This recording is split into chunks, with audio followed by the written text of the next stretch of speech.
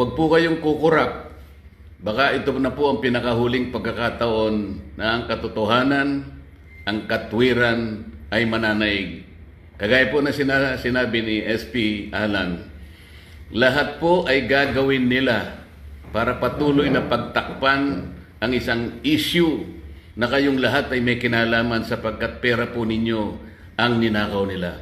Kaya sinabi ko po, huwag kayong kukurap. Ang gagawin namin bukas will define the direction of this country kung saan tayo papunta. Salamat po sa inyong lahat at sa inyong suporta. Pray. But tomorrow, tuloy ang hearing ng Blue Ribbon Committee. I am still the legitimate, legal, moral Senate President of the Republic of the Philippines. There is still functioning committees. We have to hear the testimonies. Invited po, pati po yung mga gumawa ng illegal ngayon. You can try to stop us, but you will be stopping the Filipino people. So sa ating mga kababayan who wants to pray or have a prayer vigil sa Senado bukas, pumunta po kayo.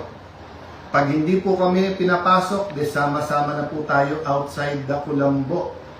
Ang problema po, pag in-outside nyo the Kulambo, ang mga legitimate leaders ng Senado, para nyo na pong sinabing sinunod nyo po ang Philippine Constitution.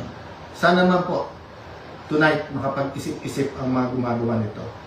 Again, sincerely po, we pray for all of our leaders and we tell everyone here, let's pray for our country and may God bless the Philippines.